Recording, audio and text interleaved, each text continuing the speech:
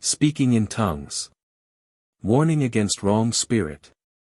And the human being with spiritual gifts will accomplish things which seem unnatural to other people, which far exceed a human being's natural ability.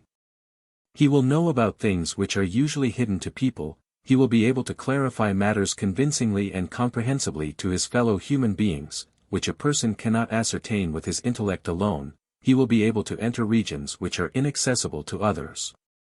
He will have the strength to cure the sick, to perform miracles or even be able to see the future clairvoyantly, abilities will become evident which he never developed in himself. He will speak and also understand foreign languages when it is necessary and beneficial for other people's spiritual development.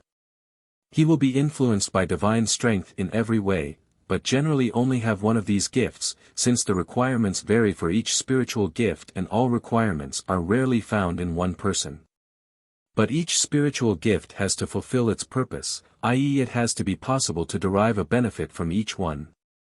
The gift of healing the sick, apart from physical recovery, will undoubtedly also contribute towards the soul's recovery, since people learn to believe in the power of the Spirit, which is activated by the healers as well as the sick person's firm faith.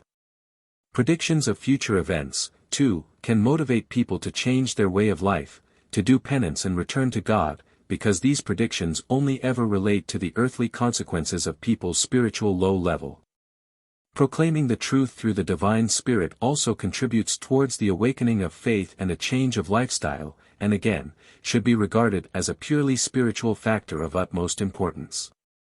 Only what contributes towards achieving spiritual benefit can be described as the working of the Spirit, because whatever originates from God can't be anything but illuminating. It has to bring light and reveal the ambiguous, it cannot emanate even more darkness than is already amongst humanity. However, God's Spirit can also affect a person in order to remove his state of darkness, to kindle a light in the person's heart, to reveal the soul's layers, so that the soul rejoices and cheers and praises its God and Father, who bestowed it with enlightenment. This influence applies more to the soul than the person's intellect, hence the spiritual gift need not be perceptible to people, but it occasionally affects the outer person so intensely that he tries to express himself with incomprehensible words. People call this process speaking in tongues, but it always just affects the human being himself. It is a gift of the Spirit which almost every spiritually awakened person can call his own, but only in rare cases is it so intense that other people notice a change. For every spiritually awakened person feels the contact his soul experienced such that his soul raises itself to God praising and thanking Him, that it gives itself to Him and finds inner peace and beatitude. Then his inner ego communicates with God in thought, then he constantly talks with God without words. Everyone should endeavor to gain this spiritual gift for themselves in order to speak to his fellow human beings on behalf of God and His kingdom, in order to accomplish the redemption, work himself as his co-worker, which is blessed. But beware of the wrong spirit, because this, too, makes itself perceptible wherever it can slip in, where pride, self-satisfaction and need for recognition still prevail, thereby offering this spirit the opportunity to express itself in a manner that seems equally unusual.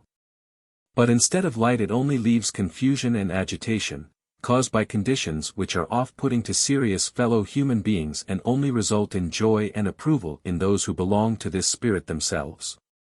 Therefore, do not believe every spirit, and scrutinize it by taking notice of the gleam of light, of its intensity of light.